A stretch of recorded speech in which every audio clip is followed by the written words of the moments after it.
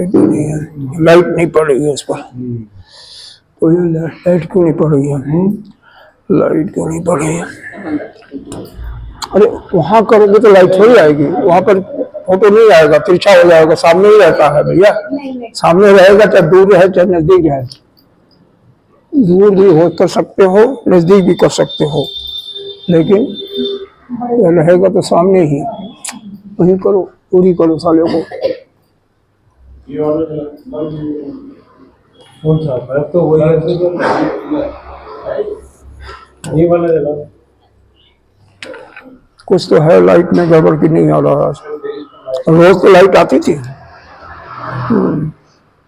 थोड़ा सा डाउन करोगे, चलो ठीक है,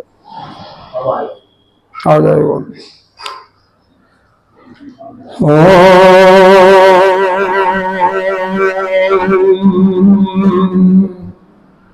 ओम शरणागतु शरणो भुनक्तु सह वीर्यं करवावहै तेजस्विनावधीतमस्तु मा विद्विषावहै। ओम शांति शांति शांति। अवर्णमण्डलाकारं गन्धेन चराचरं पदपदं दर्शितं येन तस्मै श्रीगुरुवे नमः। अज्ञानतिमिरान्धस्य ज्ञानाञ्जनशलाकया चक्षुरुन्मीलितं येन तस्मै श्रीगुरुवे नमः। गुरुर्ब्रह्मा गुरुर्विष्णु गुरुर्देवो महेश्वरः गुरुः साक्षात् परं ब्रह्म तस्मै श्रीगुरुवे नमः। नमेव माता च पिता त्वमेव, नमेव बन्धो च सखा त्वमेव, नमेव विद्या द्रविणं त्वमेव, तमेव सर्वं मम देव। गजाननं भूतगणाधिसेवितं अभेद्यजम्बो फलचारुभक्षम् उमासुतं शोकविनाशकारकं नमामि गणेशपदापङ्कजम्। अनंत श्री विभूषित नित्य प्रातः स्मरणीय वंदनीय अर्चनीय पूजनीय अनंत श्री 1008 पंचायती महानिर्वाण अखाड़ा के वरिष्ठ श्रोत्रीय ब्रह्मनिष्ठ महामंडलेश्वर एवं उत्तर प्रदेश संत समाज की अध्यक्ष श्री सदगुरुदेव भगवान के चरणों में कोटि कोटि नमन बंदन। यहाँ के अधिष्ठाता साक्षात शिव, मातृशक्ति, पंडित जी, भक्तजन सभी के अंतःकरण में विराजमान आत्मस्वरूप परमात्मा को नमन करते हैं। बड़े किसी कथा या श्रवण का चिंतन मनन बहुत ही पूर्ण समय के पूर्ण के फलस्वरूप होता है।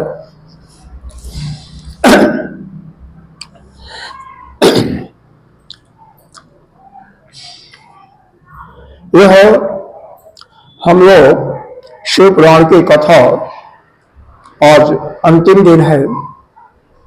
भगवान शिव या किसी अपने आराध्य की पूजा किस प्रकार करनी चाहिए, तो अनेकानेक शास्त्रों में अलग अलग बताया हुआ है। मुख्य रूप से संतों का यह निचोड़ है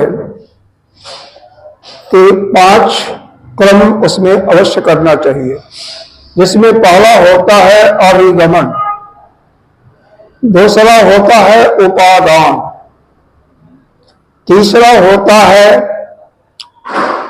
एक योग, चौथा स्वाध्याय और 5वां योग। क्या क्या है? जिस प्रकार से अभिगमन का मतलब पूजा के लिए हमें किस प्रकार से जाना चाहिए। पहली बात धोती नंगी पहने हुए नहीं जाना चाहिए। कोई भी वस्त्र वैसे प्रायः होता है गंगा या इत्यादि तीर्थ स्थानों में स्नान करके और सीधे वही कपड़ा पहने हुए शिव जी को लोग जल दे देते हैं। वो बहुत ही गलत है, पाप है प्रकार से। तो यहाँ पर यह बताया गया कि जैसे ही आपके कोई अवेष्ट बहुत प्रिय मित्र आते हैं, रिश्तेदार आते हैं, तो उनके स्वागत के लिए क्या वैसे जाते हो क्या? जैसे आप सज धज करके जाते हो उसी प्रकार से आपको पूजा के लिए भी तैयार होकर के ही जाना चाहिए। चाहे जल चढ़ाने जाइए और चाहे उनका अभिषेक करने या केवल दर्शन भी करने जा रहे हैं तो भी आप के शरीर में पूरे वस्त्र होने चाहिए, जो आपका वेशभूषा है। दूसरा है उपादान। उपादान का मतलब होता है सामग्री। जो उनको प्रिय है आपके आराध्य को, वह सब वही सब सामग्री इसमें होना चाहिए। आपके आराध्य शिव की पूजन करने जा रहे हैं तो शिव जी को क्या पसंद है उसका आपको ध्यान रखना है। विष्णु जी की पूजा करने जा रहे हैं तो विष्णु जी को क्या पसंद है उसका ध्यान रखना चाहिए। यह नहीं कि सिंदूर लेकर के जा रहे हैं, शिव को भी लगा दिया और माता को भी, वो गलत है ना। माता को सिंदूर प्रिय है लेकिन शिव जी को तो भस्म प्रिय है। विष्णु को पीला रंग, पीला चंदन प्रिय है। हर एक को अलग अलग प्रिय है। तो जिसको जो प्रिय है वही सामान आपके उसके अंदर होना चाहिए। शिव जी को सबसे प्रिय है अक्षत, तो अक्षत टूटा हुआ नहीं आना चाहिए। कई बार बताया गया लेकिन अंतिम दिन है फिर हमने कहा इसका जिक्र करें। टूटा हुआ नहीं होना चाहिए। कोई भी चावल टूटा हुआ नहीं चढ़ता, जरा सा भी उसमें से निकल गया तो नहीं चढ़ता। इसलिए हाथ से नख से निकाल करके धान को वही लेना चाहिए। अब तीसरा चीज क्या है? बेलपत्र। प्रायः आजकल जो बेलपत्र मिलते हैं छिद्र हो जाते हैं या 3 या 2 होते हैं या कहीं से कट गया, तो वह बेलपत्र शिव जी के लिए नहीं चढ़ाना, वह अर्पित नहीं करना। आप बेलपत्र वही चढ़ता है जो बिल्कुल ठीक ठाक हो, किसी प्रकार का कोई न छिद्र हो न किसी प्रकार का टूटा हुआ। उससे आपको आपकी कामना का परिणाम विपरीत भी हो सकता है, तो ठीक नहीं होता। दूसरा होता है यज्ञ के अंदर। यज्ञ क्या है? आपको पूजा करने का जो पंडित जी विधान बताते हैं वेद के अनुसार, उसी क्रम से पूजा करना चाहिए। यानी पहले जाते हुए कम से कम बेशक स्नान करके तुरंत ही स्नान करके गए हैं, कपड़ा भी अगर नया वस्त्र पहने तो भी शरीर को पवित्र करना है। ठीक है, ओम पवित्र पवित्र हुआ जो मंत्र है उसे पढ़ना है। आचमन भी, प्राणायाम भी करना है, आचमन भी करना है, पृथ्वी की पूजा भी करनी है, न्यास भी करना है। उसके बाद ही भगवान को पहले क्या करते हैं? अर्घ्य देते हैं। पहले ही भोजन नहीं खिलाते हैं, पहले उनको अर्घ्य दीजिए, फिर आचमन कराइए। सब कुछ क्रमशः करते हैं, लेकिन ये सब करने के पहले पवित्र भी बनना चाहिए। अगर किसी के पास नहीं है तो मंत्र पढ़ करके इसको यहाँ हाथ कर लीजिए, नहीं तो उसे होना चाहिए। पंडित जी लोग रखते हैं कुशा की पवित्री है, और नियमित जो पूजा करते हैं अपने पास रखें, किसी के भरोसे नहीं रहना चाहिए। दूसरा चीज यह है स्वाध्याय। पूजा आपका वेद के अनुसार ठीक ठाक संपन्न हो गया तो उसके बाद स्वाध्याय का मतलब पढ़ना नहीं है, स्तुति करनी है। जो स्तुति करते हैं वही स्वाध्याय है। स्तुति अवश्य करना चाहिए।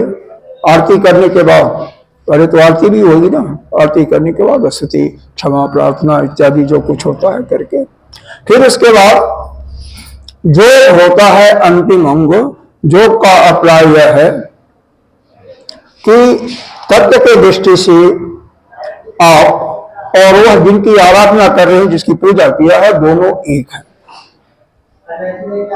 दोनों एक ही तत्व हैं और वही पर ब्रह्म है। इस प्रकार से आपका पूजा संपन्न होता है। अगर कुछ प्रसाद है तो सबको बराबर से बांटना चाहिए। यह नहीं है कि अपना कोई बालक है तो उसको ज्यादा दिया और दूसरा बालक है ना, समभाव से, ये विशेष जरूरी है। खैर, जैसा जिसकी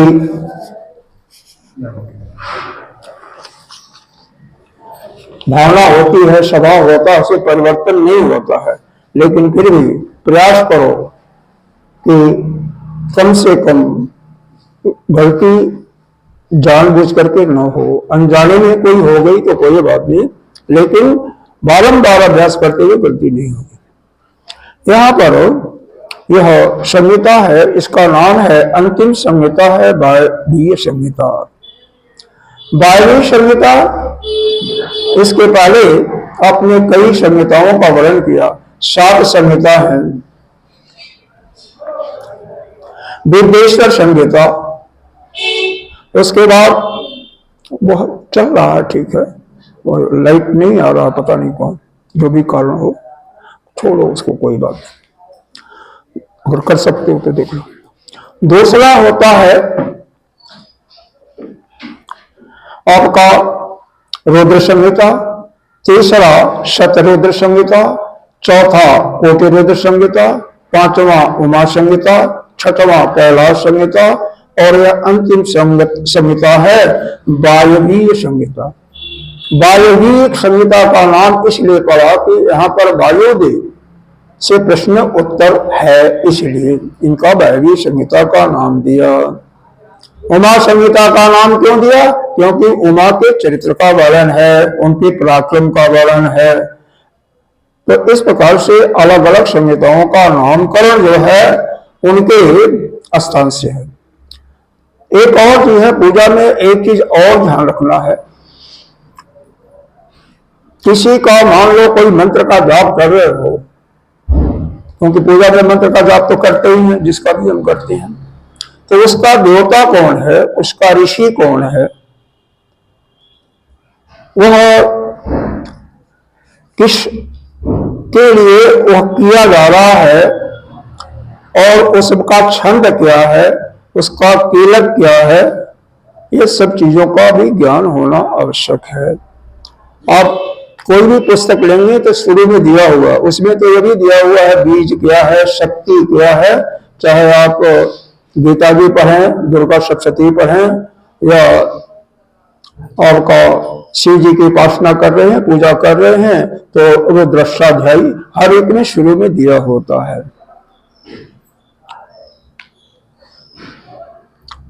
कहीं से अलग से नहीं, उसी में दिया होता है।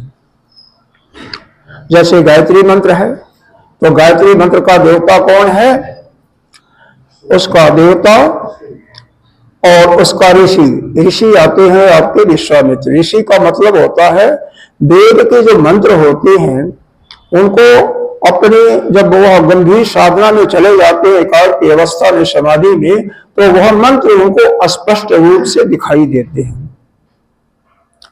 दूसरे धर्म में और हमारे धर्म में ही अंतर है कि हमारे एक एक मंत्रों को एक नहीं हजारों ऋषियों ने देखा हुआ है। कहाँ देखा हुआ? अपने ध्यान में, समाधि में, उनके सामने प्रत्यक्ष प्रकट हो जाते हैं। देवता, जिस देवता का वर्णन है, जैसे यहां पर सविता देवता है, शिव पुराण में कौन देवता होंगे? साक्षात शिव होंगे। तो इस प्रकार से छंद वहां पर, यहां पर तो अनिश्चित छंद होगा, वहां पर छंद क्या है? वहां पर गायत्री छंद का नाम है, 3 ही चरण होता है, यहां पर 4 चरण होता है। तो इस प्रकार से ये सब चीजें जानना चाहिए। यह जो काल है, समय है, समय का ही चक्र है। यदि आप पिछली बातों का, भूतकाल जो कुछ हुआ उसका चिंतन न करें, और बाद में क्या होगा, हमारी क्या गति होगी, उसके बारे में भी ज्यादा अपने मन को न उलझाने, हमेशा वर्तमान में रहते हुए खुश रहें, तो आपको किसी प्रकार का संकट का सामना नहीं उठाना पड़ेगा। गंभीर से हमेशा आप खुश रहेंगे। प्रायः दुख का सामना हम तब करते हैं जब पीछे की बातों को लेकर के सोचते हैं या आगे का भविष्य हमारा क्या होगा उसका चिंतन करते हैं। मान लो अभी आप हैं, अभी जब तक आप सोचेंगे तब तक वो समय चला जाएगा, वो भूत हो जाएगा, भूतकाल हो जाएगा, बीत गया ना। और जो आगे वाला भविष्य वर्तमान में आएगा, यह तो क्षण क्षण परिवर्तन हो रहा है। यह संसार ही है, परिवर्तनशील है। आपके जो मित्र हैं, रिश्तेदार हैं, हमेशा बदलते रहते हैं। आज वही मित्र है, वही रिश्तेदार है, हो सकता है कल वही दुश्मन हो जाए। इसलिए जिससे भी आपका प्रेम है, कोई भी छोड़ता है तो उसका किसी प्रकार का हमें चिंतन ही नहीं करना चाहिए। दुख का कारण सब यही सब होता है और कुछ नहीं। जब भी पीछे की बातों को लेकर के सोचेंगे कि अमुक ने हमें यह किया था या जो कुछ, तो उससे आपको दुख होगा। भविष्य को लेकर के भी दुखी होंगे। इसलिए हमेशा वर्तमान में रहो, और जो वर्तमान में रहता हमेशा सुखी रहता है। अब यहाँ पर देवता लोग हैं और मनुष्य, हम लोग मृत्यु लोक में हैं। इसको मृत्यु लोक कहते हैं, जानते होंगे तो। लेकिन इसमें टाइमिंग में क्या अंतर क्या है? कैसे आप समय का पता लगाएंगे कि कितना समय गया? देवताओं का क्या समय होता है और आगे का क्या समय है? ब्रह्मा का क्या जीवन काल है, कितना, ऐसा इसके विषय में यहां पर बताया जा रहा है। देखो यहां पर प्रश्न है, ऋषियों ने पूछा है, उत्तर वायु देवता दे रहे हैं, इसीलिए इसका नाम हुआ वायवी संहिता। तेन कालेऽस्मिन् आयुषं च प्रकल्पते शंखारूपस्य कालस्य कः पुनः परमोऽवधि। यानी काल में किस प्रमाण द्वारा इसकी गणना होती है, कैसे हम काल को बताते हैं। और श्लोक पढ़ते जाएंगे तो समय ज्यादा लगेगा, तो कहीं कहीं श्लोक पढ़ेंगे और कहीं कहीं आपको वैसे बता दें, कोई दिक्कत है नहीं। क्योंकि कोई कुछ लोग पढ़ लेते हैं। आयुषो निवेशक्ष माध्यमानं प्रचक्षते संख्यारूपस्य कालस्य शांत्यतीत कलाविधि। आयुषो अत्र निवेश, आयुष माने जो पलक झपकती है ना, जितने देर में पलक झपकती है उसी को एक निमेष कहते हैं। समझ रहे हैं? निमेष सबसे छोटी इकाई है। आजकल तो घंटा, मिनट, सेकंड हो गया, पहले ये सब इकाइयां नहीं होती थी। यह क्यों बताया जा रहा कि देवताओं का भी तो आपको जानना चाहिए, इसीलिए यहां पर इसका विशेष रूप से उद्धरण किया गया। 15 निमेष, ऐसे 15 बार यदि पलक झपकती है तो एक काष्ठ होता है, और 30 बार यह काष्ठ का एक होता है कला, और 30 कला का एक होता है मुहूर्त, और 30 मुहूर्त का एक अहोरात्रि, एक सूर्योदय से दूसरे सूर्योदय के बीच की दूरी होती है। नहीं समझ में आया होगा ना? पलक झपकने में जितना समय लगता है, समय तो कुछ भी नहीं लगता है, स्वाभाविक रूप से, रोक करके नहीं है। रोक करके तो फिर आपको काफी देर तक रोक लेंगे ना, अपने आप गिरने में पलक है, गिरी तो क्या समय लगता है? बहुत ही मामूली समय लगता है, उसी को निमेष करते हैं। और 15 ऐसे निमेषों का या 15 बार पलक झपकती है तो इसी को काष्ठ कहते हैं। 30 काष्ठों का एक कला और 30 कला का एक मुहूर्त। एक मुहूर्त का मतलब 48 मिनट। 30 मुहूर्त का मतलब एक सूर्योदय से दूसरे सूर्योदय के, यहां पर लिया हुआ है अहोरात्रि, मतलब दिन से लेकर के रात्रि तक अहोरात्र लिखा हुआ। अहो का मतलब दिन और रात्रि का मतलब रात्रि, तो दिन और रात्रि मिलाकर के 30 मुहूर्त होते हैं। इसका मतलब एक दिन में कितने मुहूर्त हो गए? 15। रात्रि में भी 15 मुहूर्त और दिन में भी 15 मुहूर्त। जब पंडितों को कोई मुहूर्त नहीं मिलता है ना, तो इस प्रकार से यह दिन का जो सबसे श्रेष्ठ मुहूर्त होता है, इस 15 मुहूर्त में या रात्रि का, उसी में आपका कोई भी कार्य संपन्न करवाते हैं तो उसका मुहूर्त देख लेते हैं। और सबसे बढ़िया इसमें अवजित मुहूर्त दोपहर का होता है या मिड रात्रि का। आपने सुना है कि भगवान राम भी दोपहर को अवजित मुहूर्त में पैदा हुए थे, भगवान कृष्ण अवजित मुहूर्त में रात्रि को 12 बजे। अच्छा, अब यहां पर आगे आइए, ये जो 30 दिन का है ना, ये तो जानते हैं, महीना भी जानते हैं, साल भी जानते हैं कि 12 महीने का साल होता है। तो हमारे हिसाब से यहाँ पर 365 दिन 366 दिन नहीं आता, यहाँ पर 360 दिन ही आता है। यही झगड़ा हुआ था जब अज्ञातवास पांडवों का था, हुआ था ना। तो पांडवों ने कहा कि अज्ञातवास हमारा 1 साल कंप्लीट हो गया, और उधर दुर्योधन इत्यादि कहे कि नहीं, अभी नहीं कंप्लीट हुआ, अभी बाकी है। तो फिर भीष्म ने कहा, गुरु द्रोणाचार्य ने भी समर्थन किया पांडवों का, नहीं, काल गणना के अनुसार, काल गणना यही है जो शास्त्र में लिखा हुआ है, इसके अनुसार 1 साल पूरा हो गया। क्योंकि 1 साल 12 महीने का होता है और 1 महीने में 30 ही दिन होते हैं। यहां पर स्पष्ट लिखा हुआ है, देखो, त्रिसंख्यैः अहोरात्र मासम पक्ष दयात्मक, यानी 30 अहोरात्रि का 30 मुहूर्त 30 अहोरात्रि का 1 मास होता है, जिसमें 2 पक्ष होते हैं। ठीक है, स्पष्ट है। तो 30 दिन से मतलब 12 60 360, इससे अधिक नहीं होता है। बाकी गणना आप कैसे भी करते हैं, अंग्रेज आए तो अंग्रेजों ने 365 दिन का कर दिया या 366 का कर दिया, लेकिन हमारे शास्त्र में तो यही वर्णन है।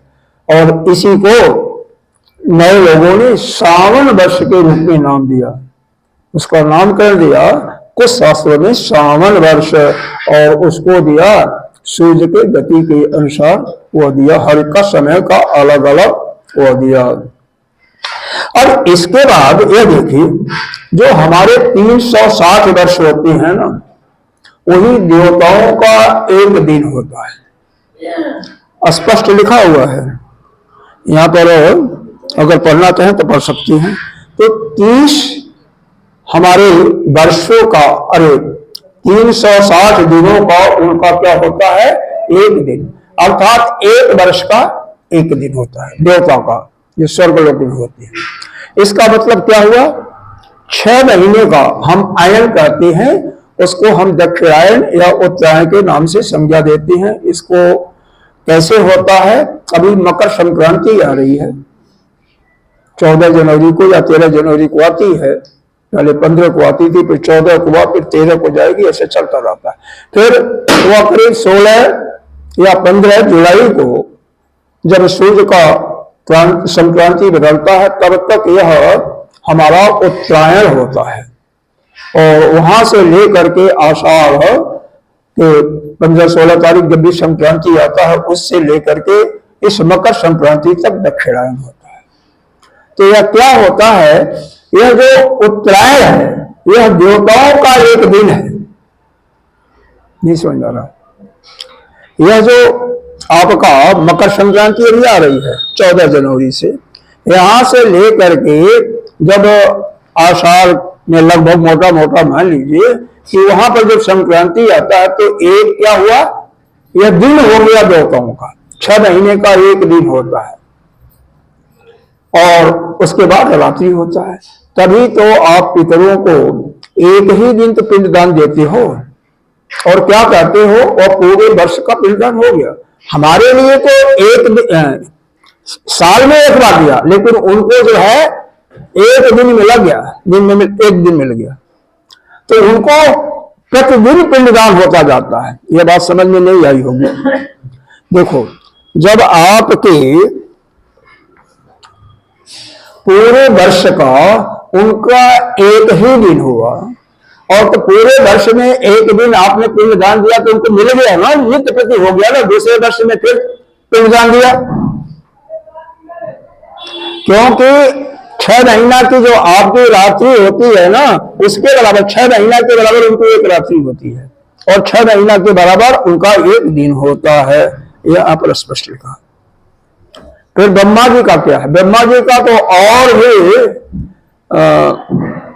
मोटे तौर पर देख लीजिए, नहीं तो यहां पर संध्या का समय भी अलग वर्णन किया गया और इस सुबह का समय होता उसका भी अलग वर्णन किया। कुल लेकर के यह बताया गया 1000 क्या होता है, कल्प क्या होता है, उसको समझो। ब्रह्मा का जो एक दिन होता है उसको कहते हैं एक कल्प।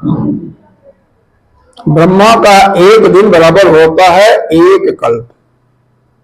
एक दिन जो होता है ना, एक कल्प होता है। और एक कल्प उनका कितना बराबर होगा? कहते हैं 1000 बार। यह गीता जी के चतुर्थ अध्याय में शायद लिया हुआ है। 1000 चतुर्युग के बराबर उनका एक दिन होता है और 1000 चतुर्युग के बराबर एक रात्रि होता है।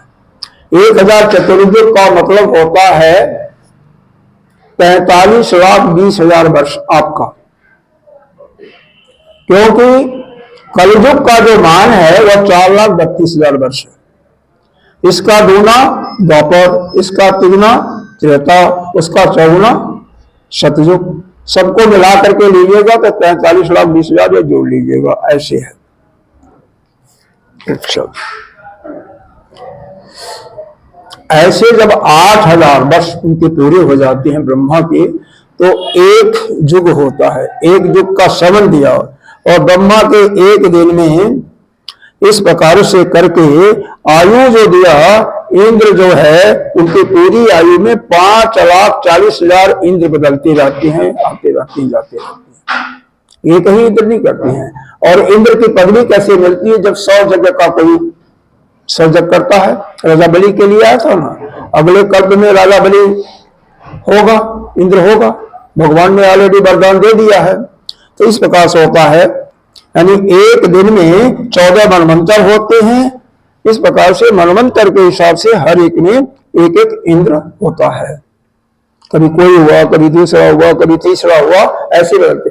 एक ही आदमी इंद्र नहीं होता हमेशा, देवता भी सब बदलते रहते हैं। जो तपस्या ज्यादा करता, देवता का मतलब क्या होता है? जो दूसरे का कल्याण करे वही देवता है। आप मान लो जिसके अंदर से अपनत्व भाव चला गया, सभी का कल्याण जो करता वही देवता होता है। और जिसका ये जो पाप जो है बिल्कुल निग्लिजिबल है, बिल्कुल नहीं है, और केवल पुण्य पुण्य है, वही देवता होता है। क्योंकि वह पुण्य इस मृत्यु लोक में भोगने के लिए वह सक्षम नहीं होता है, उसको दूसरा शरीर चाहिए, इसीलिए उसको देवता की उपाधि मिलती है। तो यहाँ पर यह काल का वर्णन क्यों किया गया, यह क्यों बताया गया काल का? क्योंकि देवता का, ब्रह्मा का या विष्णु का, सबका अलग अलग पीरियड होता है। हमारा तो उद्देश्य यही था कि कहीं आप सोचते हैं पितर को हमने एक ही दिन दिया साल में, तो साल भर भूखे रहते हैं, तो साल भर भूखे नहीं रहते हैं। प्रत्येक दिन उनको पिंडदान आप देते हैं। अगर पितृपक्ष के जब भी उनका समय देते हैं, उस तिथि को जब प्रतिवर्ष देते रहते हैं, क्योंकि आपका एक वर्ष उनका एक दिन और रात्रि होता है, तो एक दिन में उनको मिल जाता है। समझ में बात आई? बाकी तो सभी देवताओं का इसी प्रकार से चलता रहता है। अच्छा, यहां पर स्पष्ट लिखा है चत्वारितो सहस्राणि वर्षाणां तत्कृतं युगम्, यानी देवताओं का 4,000 वर्षों का सतयुग होता है। आपका तो सतयुग हो गया कितना होगा, 17,28,000 वर्ष का आपके हिसाब से, और उनके हिसाब से 4,000 का। त्रेता का 3,000 देवताओं का वर्ष, द्वापर का 2,000, कलयुग का 1,000। इस प्रकार से यहाँ पर यह वर्णन आता है। तो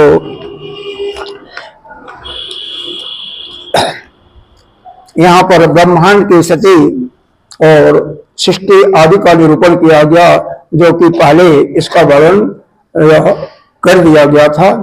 यह समझें कि यह शिव ही वह परम तत्व है। इनका जो 2 स्वरूप बताया गया, एक निष्कल और एक शकल, ये दो सर्प इनका बताया गया, याद रखिएगा, सकल और निष्कल। तो यह जो निष्कल है वही वह परम शिव है, वही परम शिव सत्य तत्व है जो कि कुछ करता नहीं है। वही माया को धारण करके या प्रकृति को धारण करके वही जब सकल में परिवर्तित हो जाता है स्वाभाविक ब्रह्म के रूप में, तो वही सृष्टि का भार इत्यादि करता है। ठीक है।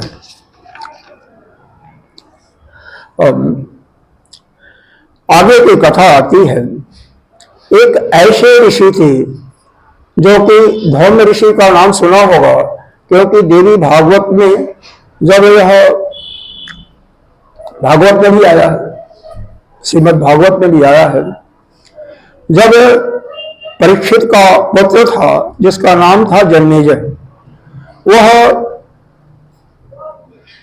सर्पों के पूर्ण रूप से विनाश के लिए एक सर्प यज्ञ कर रहा था, क्योंकि उसके पिता को सर्प ने डस लिया था। वह समझता था कि सर्प के डसने के कारण मृत्यु पिताजी की हमारी हुई। हम लोग भी यही समझते हैं ना, किसी की मृत्यु किसी घटना के कारण हो जाती है तो हम तो यही समझते हैं उसकी मृत्यु इस कारण से हुई, लेकिन वास्तव में मृत्यु का कारण वह नहीं होता है, वह तो नियति पहले से तय कर दी थी है।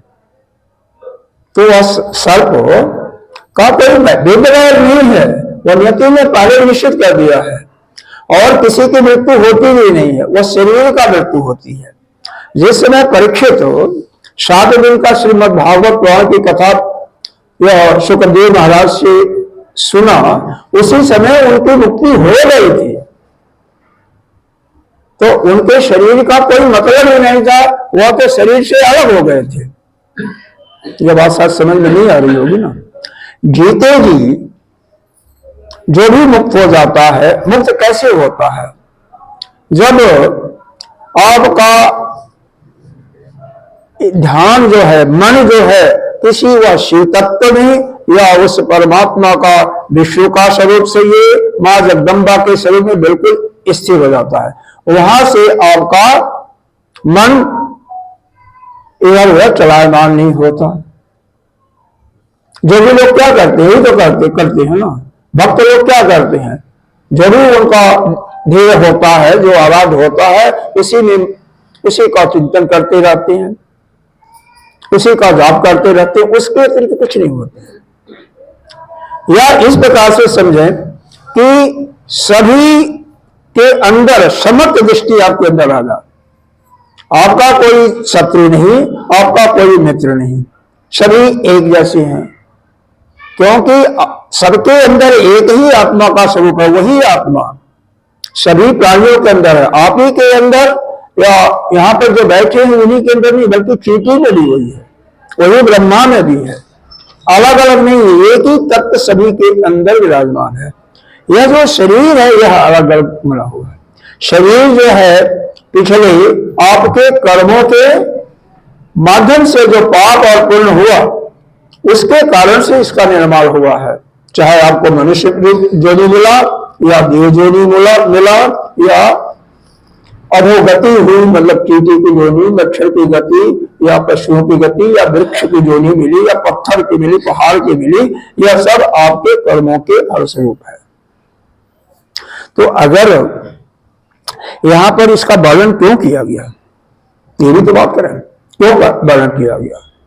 इसीलिए किया गया इसका वर्णन, जिससे कम से कम किसी भी समय किसी को यह ज्ञात होगा कि अगला जन्म हमारे कर्मों के फलस्वरूप ही होता है। तो कम से कम उस समय से वह पाप कर्म करना, जिसको पाप कहते हैं या जिसको शास्त्र ने मना किया, उसको त्याग दे हमेशा के लिए।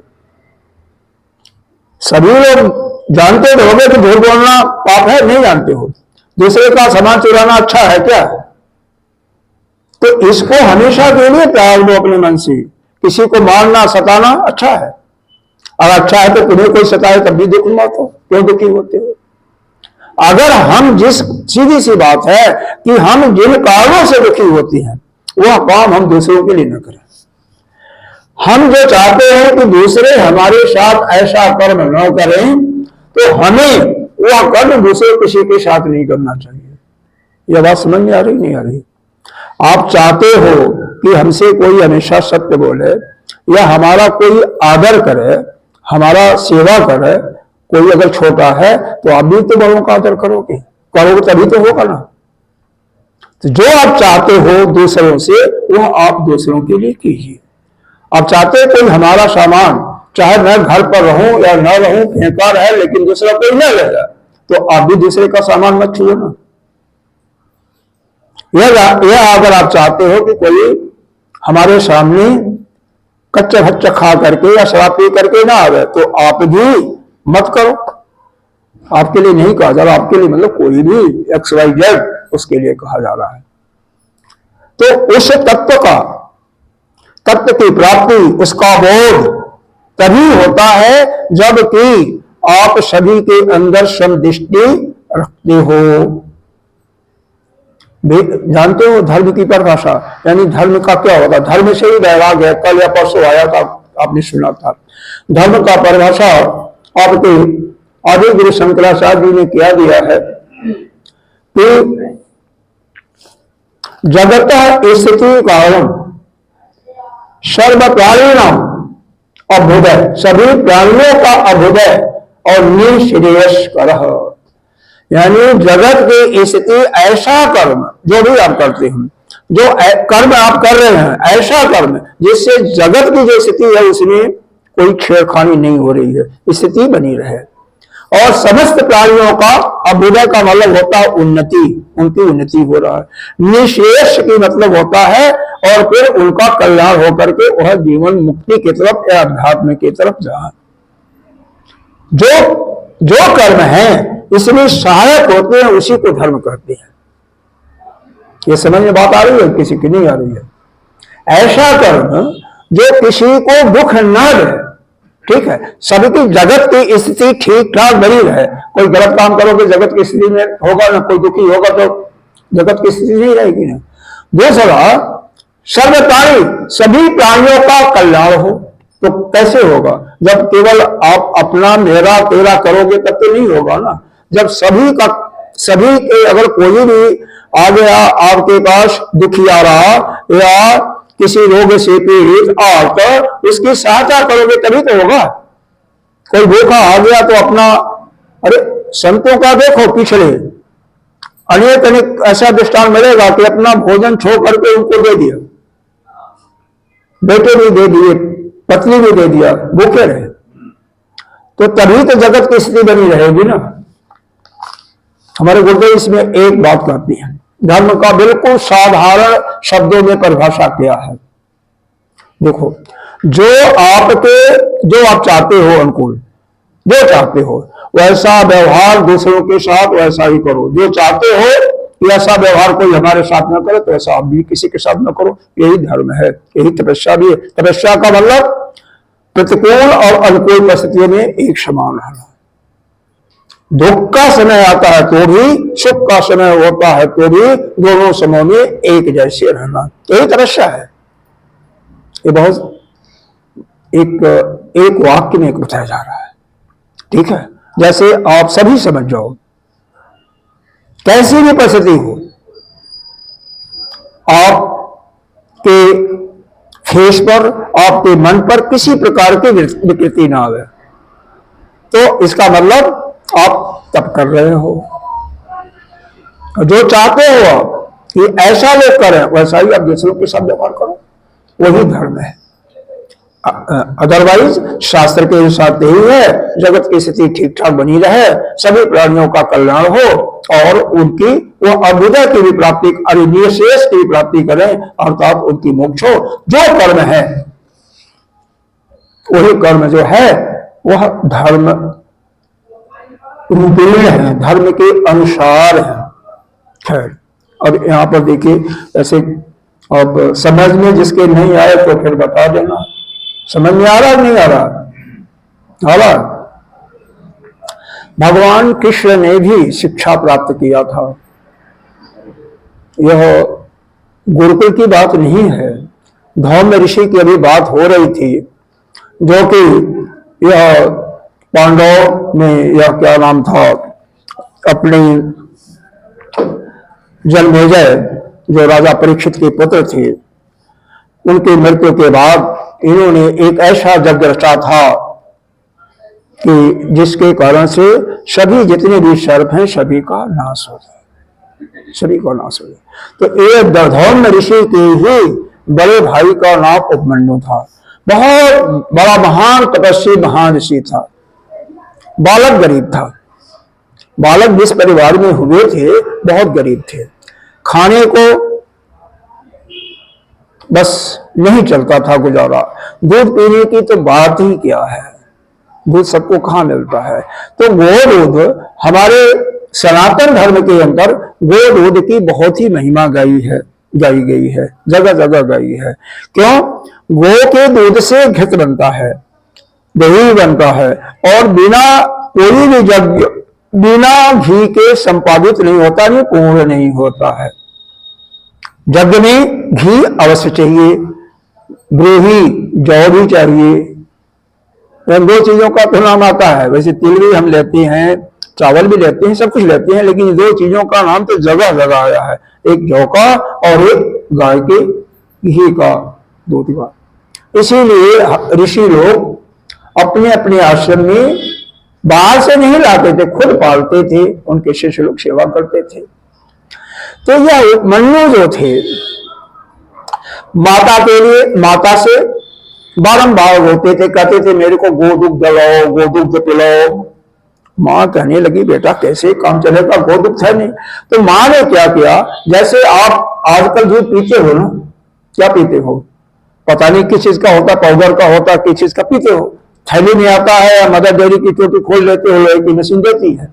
उसी प्रकार से उनकी माता ने कुछ बीजों को लिया और उसको पीसा, जो सफेद होते हैं, व्हाइट, चावल भी होता उसमें, और उसका दूध के रूप में। ऐसे ही कथा आती है आपके इसमें क्या बोलता है, यह पांडवों के इस महाभारत के अंतर्गत क्या आती है कि जो इनके गुरु थे, उनका क्या नाम है, किसी को याद है? दुर्योधन के, कौरवों के, पांडवों के गुरु थे, किसी का नाम याद है? ऊपर यह तो द्रोणाचार्य शिक्षक के रूप में थे, उनके एक और जो थे ना, उनके सारे और रिश्ते थे कृपाचार्य। जो देखो कृपाचार्य अमर है, अश्वत्थामा द्रोणाचार्य का बेटा वही अमर है। तो हनुमान जी भी हैं, लेकिन उस पूरे महाभारत काल में यह दो अमर थे। कौन कौन? कृपाचार्य और अश्वत्थामा। इन दोनों का नाम याद है तो अच्छा है। हाँ, तो यह कृपाचार्य के भी जो बेटा था, उसके भी द्रोणाचार्य का जो बेटा था अश्वत्थामा, उसको द्रोणाचार्य के पास बेचारे बिल्कुल गरीब ब्राह्मण थे। वह उनकी माँ जो है द्रोणाचार्य को ऐसे ही बना करके दूध पिलाती थी, उनको अच्छा नहीं लगा। क्यों मालूम हो गया? जब अपने मामा के यहाँ, नाना के यहाँ जाते थे कृपाचार्य जी के यहाँ, तो वहां पर दूध मिलता था, क्योंकि कृपाचार्य जो है कौरवों के गुरु थे। उपदेश समझो, गुरु समझो, हालांकि दोनों में अंतर होता है। द्रोणाचार्य तो बाद में मरे, बाद में शिक्षा दिए, केवल अपने बेटे के प्रति।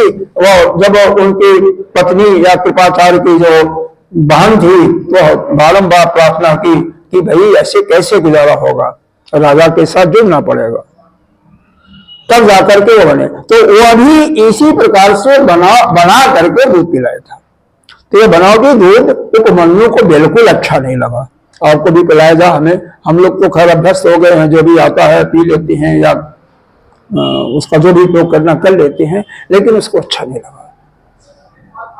उसने कहा कि माँ ऐसे नहीं काम चलेगा, यह तो बहुत, ये ठीक नहीं, यह तो बिल्कुल ही हम इसको नहीं पिएंगे, हमें तो उल्टी होगी। माँ ने उसका मुंह सूंघा तो उसको भी थोड़ा अच्छा नहीं लगा। तो फिर माँ बहुत बड़ी भक्त थी, उसने कहा देखो यह दुग्ध का या जो कुछ चाहिए वह बिना शिव के ध्यान के तुम्हें कुछ नहीं मिलता है। जाओ तुम शिव की तपस्या करो। बालक तो छोटा था, शिव की तपस्या करो। और वैसे भी आपको इस संसार में जो चाहे, जिसको भी कोई इच्छा हो किसी कामना की, तो शिव तत्व या जो भी आपके आराध हो, बिना उनकी प्रसन्न किए हुए कुछ मिलने वाला नहीं है। पुरुषार्थ तो आपका ही है, प्रयत्न तो आपको करना ही पड़ेगा, लेकिन उस ईश्वर की कृपा के लिए उनको प्रसन्न करना पड़ेगा। तो यह उपमन्यु तपस्या करने के लिए आज्ञा लेते हैं माता से आज्ञा ले लेते हैं, और माता की आज्ञा लेकर के यह अपना तपस्या करने के लिए चले जाते हैं। आगे चल करके क्या होता है, भगवान इतनी तपस्या करते हैं, अभी बहुत बड़े नहीं हैं, बहुत ऐसा नहीं हुआ है कि जुआ हो गए हैं, ऐसी बात नहीं है। बालक में किशोरावस्था में थे, और उनकी तपस्या से, अरे सब कुछ बाई पीना भी छोड़ दिया था उन्होंने, कुछ दिन बाई पी करके रहे, फिर उसको भी छोड़ दिया। ब्रह्मा विष्णु तक परेशान हो गए कि अब तो हम सब कुछ, यह क्या हो रहा है। विष्णु स्वयं शिव जी के पास आते हैं, प्रभु कुछ करो, इस बालक की जो तपस्या इतना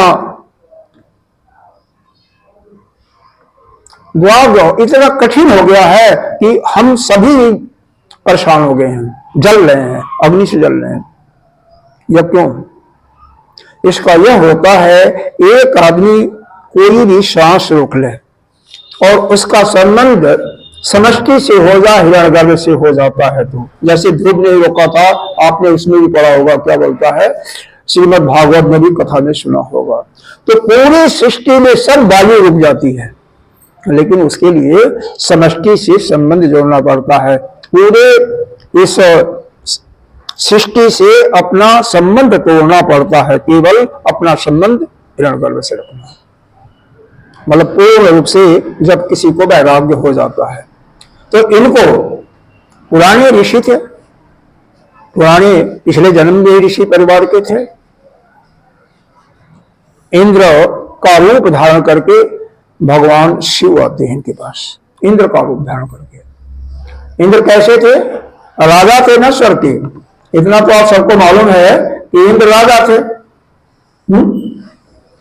तो उस राजा के वेश में और वज्र लेकर के आते हैं, इंद्र हमेशा वज्र रखे रहते हैं, तो वज्र लेकर के आते हैं। तो यहाँ पर अब मनु की परीक्षा करने के लिए आते हैं। आ करके आपने यह भी सुना होगा पीछे, इसी 7 दिन के अंदर मैंने बताया था कि माता पार्वती की परीक्षा लेने के लिए भी शिव जी आते हैं। तो वृद्ध ब्राह्मण का वेश बना करके, जब पार्वती खंड चल रहा था तो बताया था। तो वहां पर क्या हुआ था, जब भगवान शिव ब्राह्मण के रूप में जब शिव की निंदा करते हैं, तो पार्वती जी ने अपने दासियों से, जया और विजया से कहा, इस ब्राह्मण को भगाओ। याद आ रहा है? नहीं आ रहा घटना? वही हालात यहां पर उत्पन्न हुई जब भगवान शिव की यह जो है करने लगे, निंदा बुराई करने लगे।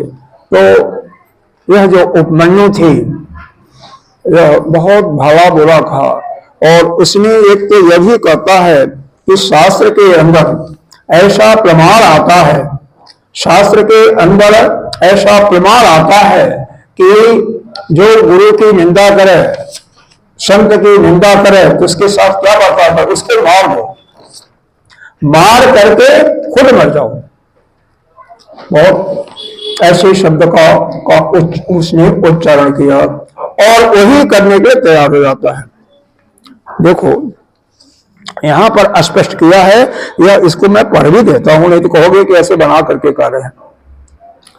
श्रुत्वा निंदाम भवस्याथ तत्क्षणा देव संतजे स्वदेहम तन्निहत्तासु शिवलोकम स गच्छति। जब शिव की निंदा उसने सुना, सुनते ही उसी क्षण मार करके उनको शरीर का त्याग कर देना, ऐसा उसने निश्चय कर लिया अपने मन में। इसी प्रकार से आपके गुरु का कोई निंदा करता है ना, तो या तो आपके पास शक्ति नहीं तो हट जाओ, दूर चले जाओ, या माता पिता की कोई निंदा करता है तो दूर चले जाओ, और नहीं शक्ति है तो मारो।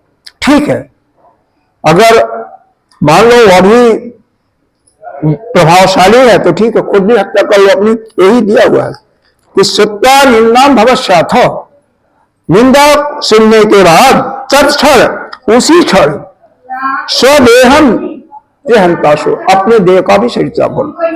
वही यह करता है कि सुनते ही उनको मार करके शीघ्र अपने शरीर को त्याग देता और सूर्यलोक जाता है, और कहता है कि मेरी जो इच्छा है दूध की, मैं दूध की इच्छा से तपस्या कर रहा था, वह भी मैं छोड़ देता हूं। भगवान श्री फिर तो प्रसन्न होंगे ना। देखो, आप किसी के सामने, चाहे आपकी माँ हो, चाहे आपका पति हो, उसकी कोई निंदा कर रहा है और उसके लिए आप वो काली का रूप धारण कर लिया, तो काली तो स्त्री, हर एक स्त्री में दुर्गा ही है, ज्वाला है। अगर वह रूप धारण कर लिया और उसको मारने के लिए तैयार हो गई, और वह पति ही मान लो भेष बदलने वाला है, तो पति खुश होगा कि नहीं खुश होगा कि हमारी पत्नी का समर्पण हमारे ऊपर कितना है। अब भगवान शिव सोचते हैं कि यह तो हमारा भक्त, अरे इतना प्रिय भक्त तो हमें मिला ही नहीं कि मेरे लिए इंद्र को मारने के लिए वज्र भी फेंक देता है और खुद मारने के लिए चलाया। तभी भगवान प्रकट हो जाते हैं और उसको पकड़ लेते हैं। नहीं नहीं बेटे, ऐसा नहीं, आज से तू मेरा पुत्र है, और यहां तक ये भी लिखा है, यह तुम्हारी माता जगदम्बा तुम्हारी माता है। पिता तय महादेव, माता वही जगदम्बिका। अमरत्वम दत्तम गणपत्यम च शाश्वतम, मैं तुम्हें अमरत्व दे रहा हूं और गणपति का सनातन पद भी दे रहा हूं। सभी गणों जो थे उनका एक मुख्य रूप में तुम्हें पद भी दे रहा हूं, और तुम आज से मेरे पुत्र हो, तुम्हारा पिता मैं हूं, और मां जगदम्बा जो है वह तुम्हारी माता है। ऐसा देते हैं। और क्या, और बहुत कुछ दिया उनको। जितने भी सागर थे, क्षीर सागर जिसमें दूध ही दूध था, वह भी दिया। देखो क्या कहा उन्होंने कि देवी च भक्त प्रीत्या मोधनी तस्य कराम्बुजम विनयस्य प्रदत्तो तस्मै कुमार पदम अव्ययम। क्षीर क्षीराब्धि अति साकारः क्षीरम स्वाद करे दधत उपस्थाय ददौ पिंडी भूतम क्षीरम मनुष्यरम। क्षीर सागर में भी साकार रूप धारण कर लेता है जब भगवान उनको क्षीर सागर देते हैं, और उनको जो दूध की अभी एक गिलास नहीं मिलता था ना बालक को, और भगवान शिव जब प्रसन्न होते तो पूरा सागर का सागर मिल गया। वही नहीं, मालपुए का भी उन्होंने सागर दे दिया। जो खाना हो, भोग सामग्री, सब कुछ तुम्हारे लिए आज से सब कुछ है। देख लो। तो यहां पर यह सब कथा सुनाने का अभिप्राय क्या है। एक तो ऋषि है, बाद में बहुत बड़ा ऋषि बनता है, क्योंकि शिव का उसको प्रसाद मिल गया, शिव का वरदान मिल गया, और पहले भी ऋषि था, और शिव की बहुत ही मतलब ऐसा तपस्या किया था कि शायद किसी ने किया हो। तो शिव जी कुछ होते हैं। शिव ने और कुछ दिया। क्या हुआ? कहते हैं अतः शंभु प्रसन्नात्मा दृष्ट्वा तस्य तपोमः पुनर्ददौ बलं दिव्यम मुनये उपमन्यु व्रतम पाशुपतम ज्ञानम व्रत योगम च तत्वतः ददौ तस्मै प्रवक्तत्त पाठवम सुचिरम परम। देखो, दिव्य वरदान क्या दिया। पाशुपत व्रत क्या होता है, पशुपत का ज्ञान, तात्विक व्रत योग, चिरकाल उसके प्रवचन की परंपरा, सब कुछ उन्होंने प्रदान किया। तो भगवान शिव और शिवा, शिवा किसे कहते हैं? मां जगदम्बा गौरी को। दोनों ने दिव्य व्रत तथा नित्य कुमारत्व पा करके नित्य आप कुमार के रूप में पड़े होगे, वृद्ध होगे नहीं, यह भी वरदान दे दिया हमेशा। ऐसे यह जो आपके क्या है, उपमन्यु महान ऋषि बनते हैं, और बाद में इन्होंने श्री कृष्ण को भी यह उपदेश देते हैं, शिव को भी उपदेश देते हैं। वो उसके बारे में भी हम लोग श्रवण करते हैं। शिव को क्या उपदेश देते हैं, अरे कृष्ण को उपदेश देते हैं, क्या है देखो। यहां पर भगवान कृष्ण इनसे प्रश्न पूछते हैं कि शिव तत्व क्या है। यह सब एक ये समझ लीजिए कि यहां पर शिव ही निष्कल है। उस रूप को समझिएगा तभी यह सब समझ में आएगा आपका। नहीं तो श्रीमद् भागवत पढ़ करके कोई आया हुआ है, अगर मान लो अभी पढ़ा है रिसेंटली, तो क्या कहेगा कृष्ण ही वह शिव तत्व, वह परम तत्व है। तो फिर वह कैसे उनको यह सब शिव तत्व के बारे में वो क्यों पूछेंगे। लेकिन यह शिव महापुराण की कथा सुन रहे हो, जब श्रीमद् भागवत की कथा सुनोगे तो कन्हई ही आपके वह परम तत्व, वह निर्गुण निराकार ब्रह्म के रूप में होंगे, वही श्रेष्ठ होंगे। देवी भागवत सुनोगे तो माँ अम्बा, जगदम्बा, दुर्गा ही वही वह परम तत्व है और उसके नीचे ब्रह्मा विष्णु महेश है। इस प्रकार से यह मान लो आपका कोई बखान करे, आपको प्रसन्नता से आपसे कुछ चाहिए तो आपकी प्रसन्नता बढ़ा चढ़ा करके कहेगा ना।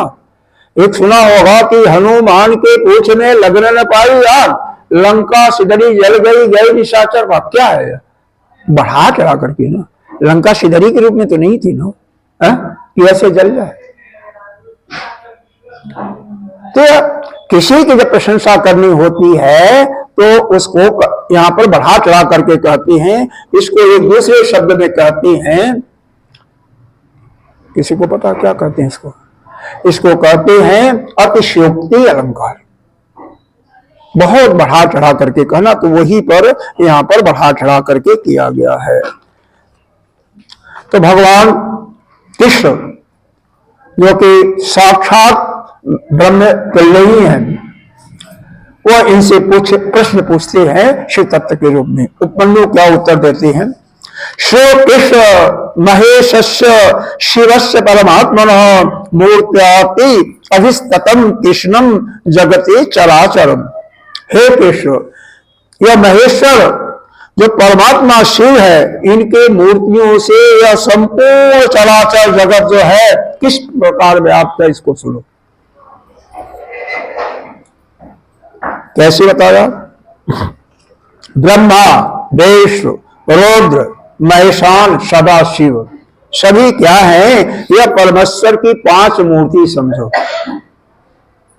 ब्रह्मा विष्णु और रुद्र को क्यों कहा कि सृष्टि का जो उस परम पिता परमेश्वर की सृष्टि है, शिव तत्व की जो सृष्टि रचना किया है, उसका कार्यभार संभालने के लिए इन 3 लोगों को दिया है ना, ब्रह्मा विष्णु और यहाँ पर रुद्र है।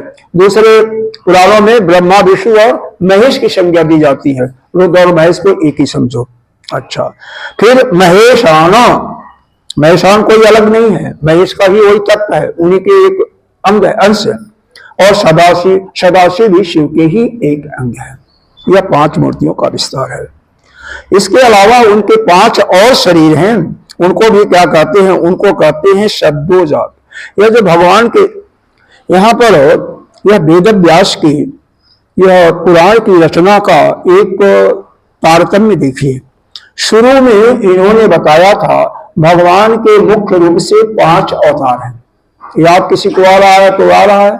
शुरू में जब हम विदेश संहिता को पढ़ाया था, उसका वर्णन किया गया था, तो शुरू में ही आया था कि भगवान शिव के 5 रूप हैं, 5 मुख्य अवतार के रूप में। क्या क्या बताया था, किसी को याद है तो शब्दोजात, क्या हाँ वामदेव, जो कि गर्भ में ही ज्ञान को प्राप्त कर लिया था, पूर्ण ज्ञानी हो गए थे।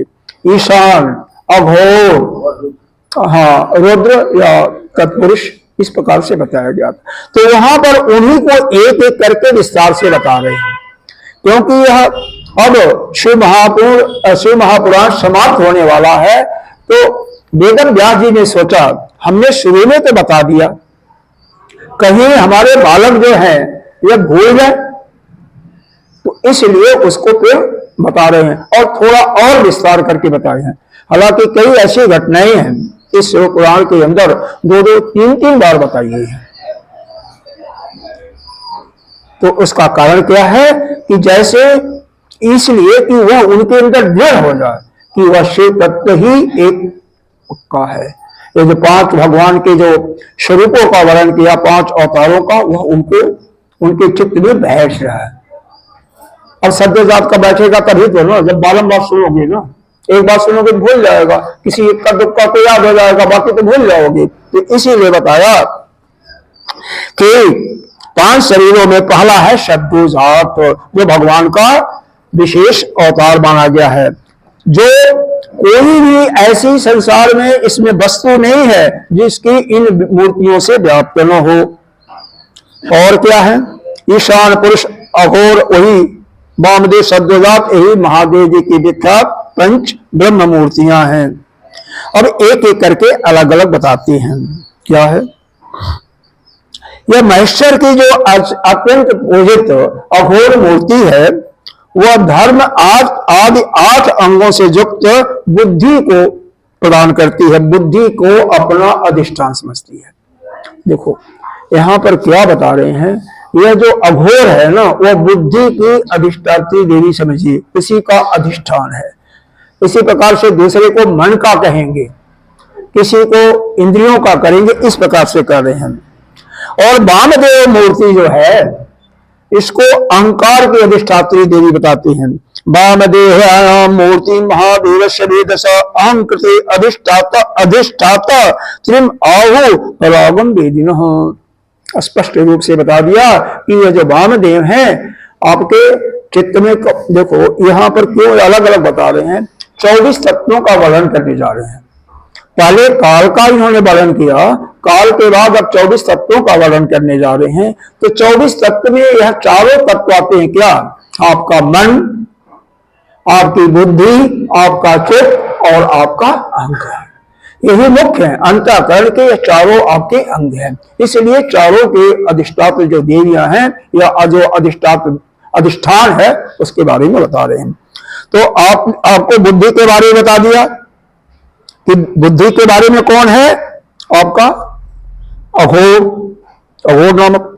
और वामदेव जो है अहंकार की, और शिव की जो सद्य जाति मूर्ति है वह मन की अधिष्ठात्री है। तो मन का अधिष्ठात्री किसको बताया? सद्य जात को। पीछे एक जगह और आपको बताया था मैंने, मन का कारक बताया था कार्तिकेय स्वामी को। याद है? किसी को नहीं याद? भूल गए होंगे ना। यह जो भगवान शिव का जो यह चतुर्व्यूह या पंचव्यूह है, उसमें बताया था कि नंदी जी वैराग्य के प्रतीक हैं, धर्म के प्रतीक तो हैं। धर्म से वैराग होता तो उनको वैराग बता दिया। समदमाद खर संपत्तियों के दाता कार्तिकेय स्वामी को बता दिया। गणेश जी को बुद्धि का बता दिया था। मां जगदम्बा मोक्षत्व का बता दिया था। ये बताया था ना। वहीं पर फिर यह बताया गया था कार्तिकेय स्वामी ही मन के वह है, और बुद्धि या ज्ञान के प्रदाता आपके गणेश जी को बताया था। तो वही चीज अब यहां पर बता रहे हैं कि यह शिव का ही जो स्वरूप है सद्योजात, वही मन का अधिष्ठान है। अब देखो अलग हो गया ना, तो कंफ्यूजन करने की जरूरत नहीं। इसलिए मैं वहां का दृष्टांत दिया। अगर कभी वहां जाकर के पढ़ो तो कहो कि यहां पर तो ऐसा लिखा हुआ, यहां पर ऐसा लिखा। अरे कुछ नहीं, इन सबका भाव यह है कि आपका मन पक्का हो शिव तत्व में। बाद में ये बताया जाएगा शिव तत्व ही है सब कुछ, ठीक है। फिर एक जगह बताएगा चंद्रमा ही मन का कारक है। तो इससे आपको अलग अलग, हालांकि यहीं पर शिव, इसी में वो भी चंद्रमा का बताया गया। तो कंफ्यूजन करने की जरूरत नहीं है। यहां पर तो अलग अलग विशेषताएं बताते हुए शिव, क्योंकि सभी में शिव तत्व है, शिव का ही अवतार है, तो इसलिए यह बाद में अभी बताएंगे इसमें कि शिव ही तत्व जो है संपूर्ण जितने भी आपके 24 तत्व हैं सबका प्रदाता, देने वाला, आपको मोक्ष देने वाला, मुक्ति देने वाला शिव ही है और कुछ नहीं है। अलग अलग पहले बता दे रहे हैं। भाई इनके एक अंश है ना, जैसे शिव के अंशी हनुमान जी थे ना, जो कि राम के बहुत बड़े भक्त थे। शिव के अंश के रूप में यह जो जितनी भी आपके यह वेद हैं या उपनिषद कहिए, उपनिषद ज्ञान मार्ग के यह हमारे आदि गुरु शंकराचार्य वो भी शिव के ही अंश थे, कोई अलग नहीं थे। उनके जीवन चरित्र में आता है उनके पिताजी शिव के बहुत बड़े भक्त थे, शिव भक्त थे। तो यह है, आगे देखिए ईशान को क्या दिया, यह सर्वेंद्रिय जितने भी है, सर्वेंद्रिय है, वाणी है, शब्द है, इनका आकाश तत्व का स्वामी बता दिया, हर एक का वही उसका अधिष्ठान है। और जो बता, और अघोर वहां पर तो है दे दिया बुद्धि का, फिर यहां पर और भी दिया, पैर रूप ज्ञान तत्व की अधिष्ठात्री वही है। इस प्रकार से अलग अलग यह समझाती हैं। तो ये पांचों मूर्तियां जो है कल्याण करने वाली, यानी शिव के जो पांचों नाम हैं उनका हमें जब देखो, वैसे तो पंडित जी खुद ध्यान रखते हैं, जो भी आपका रुद्राभिषेक कराते हैं अपने आप भी करो तो कम से कम पांचों का नाम लेना न भूलो, शब्दोजा, वामदेव, ईशान, अघोर और तत्पुरुष, या कहा नहीं जाता ओम तत्पुरुषाय विद्महे महादेवाय धीमहि तन्नो रुद्रः प्रचोदयात्, शिव की गायत्री है। ओम हंसम हंसाय विद्महे महादेवाय धीमहि तन्नो रुद्रः प्रचोदयात्, हंस के रूप में भी कहा गया है। तो इस प्रकार से गायत्री है, ठीक है। तो गायत्री का मतलब, और भगवान विष्णु का भी है, हनुमान जी का, सबकी गायत्री होती है। गायत्री एक छंद है, एक प्रशंसा करने के लिए, स्तुति करने के लिए, ऐसा यह दिया हुआ है। इसके बाद भगवान शिव के उस शब्दोजात में ही, उसी प्रकरण में जो शब्दोजात कर रहा हूं, क्या बोलता है, विदेश संहिता में ही 8 मूर्तियों का वर्णन बताया गया था। जाना था तुम्हें? शर्मा जी नहीं जाना। 8 मूर्तियां क्या है, भव, सर्व, भव, रुद्र, उग्र, भीम, पशुपति, ईशान तथा महादेव, वहां पर यह बताया गया था। वही क्या है, और देखो सर्व जो है भूमि तत्व का बताया, क्रमशः यह भूमि का अधिष्ठित देवी है। और फिर जो भव है वह जल का, रुद्र जो है अग्नि का। रुद्र में क्या होता है, तेज होता है। अब श्रीमद् भागवत में सुना होगा कि रुद्र जो पैदा हुए थे कहां से, भगवान के नेत्र से पैदा हुए थे। जब क्रोध किया हुआ था, ब्रह्मा जी ने क्रोध किया था, उससे पैदा हुए थे। और वायु कौन है, यह पशुपति हैं। और आकाश कौन है, यह ईशान है, क्षेत्रज्ञ। और सूर्य ही वह क्षेत्रज्ञ हो गए, और चंद्रमा ही अधिष्ठित हो गए, वह महादेव बन गए। महादेव के सिर में चंद्रमा है। फिर आगे बताया जाएगा कि यह जो चंद्रमा जो है औषधियों में अमृत भर देते हैं। ऐसा सुना हुआ नहीं, सुना हुआ है तो यह समझो कि शरद पूर्णिमा होती है, उस दिन खीर बनाते हो, ऊपर रखते हो, तो उसमें अमृत या चंद्रमा का आता है। तो यहां पर यह बताया जाए जो अमृत तत्व है वो शिव के कारण, ये शिव का ही वह सिर पाता है। जो एक बहुत कम शब्द में कहो, एक सेंटेंस में समझो कि जो वह परम तत्व है, चाहे शिव को लो, चाहे मां अंबा को, चाहे कन्हई को लो, विष्णु को लो, ब्रह्म किसी को लो, वही जो है। अब गणेश पुराण पढ़ा जाएगा तो गणेश को ही परम तत्व बताया जाएगा। 18 पुराण है ना आपके, हर एक पुराणों में अलग अलग देवताओं के निमित्त है, तो उसी को सर्वश्रेष्ठ बताया जाता है। पहले मैंने बताया जिसकी प्रशंसा करनी होती है उसी की प्रशंसा पूरी करती है बढ़ा चढ़ा करके। तो प्रशंसा है तो वह तक तो कोई भी है। हमारे एक प्रोफेसर होते थे नशी में, उनका ध्यान पड़ गया, शर्मा जी थे, उनका नाम नहीं आ रहा है, पतले से थे, दुबले पतले बाहर। एक क्वांटम फिजिक्स होता है जो पढ़े होंगे, आपको तो मालूम होगा। उसका देश क्या है ऐसा किसी ने प्रश्न किया, हमारे जैसे किसी स्कूल में किया होगा, तो उन्होंने कहा इसका देश वही है, चाहे भूत मानो प्रेत मानो। भगवान को बाद में कहा उन्होंने, देश वही है, वेद में हमारे लिखा है तो वही देश है। लेकिन कोई एक सत्ता है, उसको मानना पड़ेगा तुम्हें। बिना उसके सत्ता के यह नहीं, इसका कोई आधार नहीं है। तो कोई न कोई है जो पूरे इस ब्रह्मांड को संभाले हुआ है ना, इसका ईश भी करता है, इसको संचारित भी करता है, सभी को शक्ति भी दे रहा। कोई न कोई है, वही परम ब्रह्म है। चाहे कुछ भी मान लो, तो चाहे आप कृष्ण मानो, शिव मानो, कोई मान लो, है वही तत्व। यहाँ पर शिव पुराण में शिव को माना गया है। वैसे देखो, हर जगह सबके पिता का जन्म लिए हैं, सबका मालूम होता है ना, किसी का पिता क्या है, किसी का। शिव का कहीं वर्णन है? कहीं वर्णन नहीं है कि इनका कोई पिता हो, कोई माता हो, कोई बाबा। कहीं वर्णन आपको किसी साथ में लिख करके दिखा दो, कहीं नहीं है। यह भी यह शो करता है कि शिव ही वह परम तत्व है। बाकी सबके तो हैं, लेकिन शिव का कहीं वर्णन नहीं है, कहीं नहीं है। और रहते भी कहाँ हैं? न कोई घर है, न कोई कुछ है। सब कुछ जो आपका वेदांत के अनुसार साधन चतुष्टय संपन्न बताया जाता है कि पूर्ण रूप से वैराग्य, वैराग्य रूप में रहते हैं, कुछ नहीं। न पहनने का कुछ है, न रहने का, न खाने का, कुछ नहीं है, बस इस रूप में। चलिए ठीक है, अब क्या किया जाएगा, जो जैसे है वो है। लेकिन वास्तव में वही शिव तत्व को समझने के लिए यह सारा चीजें आपको बताई जा रही हैं कि उस शिव तत्व को आप समझो। शिव तत्व को नहीं समझोगे तो फिर काम नहीं चलेगा। तो यहाँ पर शिव तत्व को समझाने के लिए पीछे जो शिव के 5 विशेष स्वरूपों का वर्णन किया गया, विशेष इनके प्रकार से अवतारों का, वही यहाँ पर बताया गया कि यही आपके यह जो है मन, बुद्धि, चित्त, अहंकार के सबके अधिष्ठात्र हैं।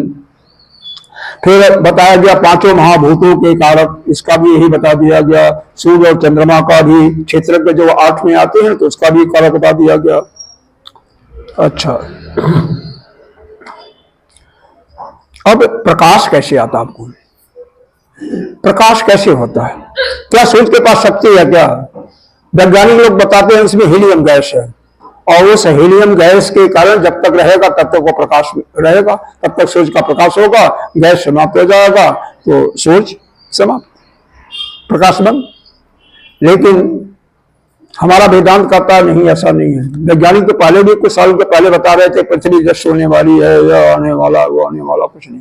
यह तो यह वह परम तत्व है जिसकी बताया हमने। एक तत्व है, शक्ति है, शिव तत्व मानिए। वह जो परम शक्ति है, पर ब्रह्म है, वही सबको संभाल रहा है। तो यहाँ पर महेश्वर का जो नाम ईशान दिया, कहते हैं वही सूर्य का नाम धारण करके इस संपूर्ण जगत को प्रकाशित करते हुए आकाश में विचरते हैं।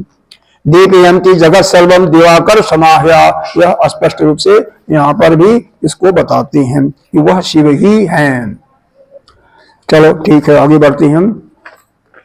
बहुत ज्यादा भी वर्णन नहीं करेंगे, क्योंकि फिर आप लोगों को उससे निकल जाएगा। इसमें 24 तत्वों को जो याद करना चाहते हो, जो जानना चाहते हो, बता देता हूं, क्योंकि यहाँ पर वर्णन किया गया है तो उसका नाम तो सुन लें। गीता जी में वर्णन किया गया, यही बात नहीं है, जगह जगह वर्णन किया गया है। क्या वर्णन किया गया है कि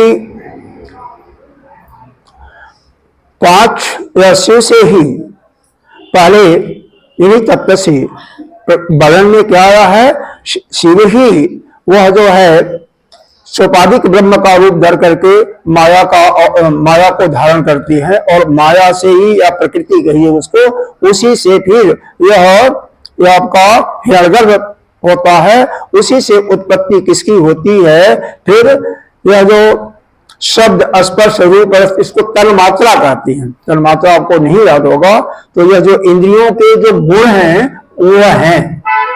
सर्वेंद्रिय का गुण क्या है? आपका शब्द है। तो उन्हीं को बताया जा रहा है। यह शब्द, स्पर्श त्वचा का है, रूप इसका है, नेत्र का है, रस जिह्वा का है, गंध इसका है। तो यह 5 तन मात्राएं उसी से उत्पन्न हुई। फिर इन तन मात्राओं से ही यह 5 महाभूतों की उत्पत्ति हुई। तो 10 तो यह हो गए। यह 24 जो तत्वों का वर्णन हो रहा है, 5 तन मात्राएं और 5 इनसे शब्द का अधिष्ठान क्या हुआ? आकाश, क्योंकि आकाश न हो तो शब्द नहीं सुनाई देगा। एक दीवार के बीच अगर ऐसा कर दिया जाए, इसको शब्द का अवरोध कर दिया जाए, आकाश तत्व बिल्कुल निकाल दिया जाए, तो यहां से अगले कमरे में आवाज नहीं सुनाई दी। और बाकी आप लोग अपने घरों में रहते हैं तो इसमें होता है कि आकाश तत्व होता है, जिसके कारण से एक कमरे से दूसरे कमरे की आवाज जाती है। ठीक है, तो आकाश के कारण ही आवाज जाती है। तो यहां पर हम बता रहे थे कि यह 5 तन मात्राएं और 5 जो इसके यह पंचमहाभूत बने, जिससे जिनके तमोगुण से आपका यह शरीर जो 6 फुटा 7 फुटा दिखाई दे रहा है, यह बना हुआ है।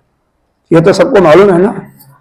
विशेष रूप से आपका पृथ्वी, जल, नीचे से चलते हैं तो अग्नि, वायु और आकाश। आकाश भी है। खाली स्थान जो है ना, भोजन कर लेते हो, जब पानी पीने का जगह नहीं होता तो क्या होता है? डकार आती है, परेशान होती हो ना। अब भोजन का भी रहता है, कुछ हवा पास होने के लिए भी रहता है, जो खाली रहता है वही आकाश तत्व है। सांस लेते हो ना तो आकाश तत्व आता है ना। शरीर में नहीं कुछ तो रक्त है ना, वही जल तत्व है। जो मल इत्यादि जाता है वही पृथ्वी तत्व है। और कौन तत्व बचा भाई? पृथ्वी, जल, अग्नि। जो शरीर में शक्ति है वही तेज है। तो सारे तत्व इसी प्रकार से हैं यहाँ पर। अच्छा, तो ये 10 हो गए। 10 इंद्रियां, 5 अभी ज्ञान इंद्रियों की बात हमने कहा, और 5 कर्म इंद्रियां। वाणी से कुछ बोलते हो ना, यह भी एक कर्म इंद्रिय है। हाथ भी कर्म इंद्रिय है। पीछे अपने तत्वबोध में पढ़ाया था इसको डिटेल में। और फिर आपका पैर भी, पैर को विष्णु कहते हैं। पैर ही आपका विष्णु है, इसीलिए पैरों की पूजा करते हैं। हम पैरों पर झुक करके क्यों प्रणाम करते हैं? कि पैर विष्णु ही है। किसी के पैर पर गिरते हैं तो विष्णु भगवान प्रसन्न होते हैं और अपने श्रेष्ठ का, आपके गुरु हैं, माता हैं, पिता हैं, दादा हैं, दादी हैं, अन्य कोई संत महात्मा श्रेष्ठ हैं, तो वह प्रसन्न होते हैं। कौन प्रसन्न होता है? विष्णु। विष्णु ही यज्ञवी है। यज्ञ करते हैं तो भी विष्णु प्रसन्न होते हैं। तो यह हाथ, पैर, हस्त, पैर, हस्त का देवता इंद्र है, तो यह वाणी हो गई जिसके अग्नि देवता है। मल का निष्कासन होता है तो उसके जबराज देवता होते हैं, वो भी एक इंद्रिय है, कर्म इंद्रिय। और यह जो यूरिन पास वगैरह करते हैं, जन इंद्रिय कहलाता है। इसका भी देवता है आपके प्रजापति हैं। इस प्रकार से यह 10 इंद्रियां हो गई और 10 हो गए, और 4 अभी जो पहले बता दिया था, मन, बुद्धि, चित्त, अहंकार, यह 24 तत्व है। इन तत्वों का वर्णन यहाँ पर विशेष प्रकार से क्यों किया गया, अब उसके बारे में इसीलिए कि तत्वों को समझने के बाद ही आप आगे की चीजें समझ पाएंगे। क्योंकि हर तत्वों को एक एक शिव के ही एक इनके अवतार से जोड़ दिया गया, शिव तत्व के अनुसार ही। अच्छा, अब आगे बताया जा रहा है कि शिव के कृपा से ही प्राणियों की मुक्ति होती है। यह मेरे ख्याल से सबको सुनने की इच्छा होगी कि शिव की मुक्ति हमारी क्यों होती है।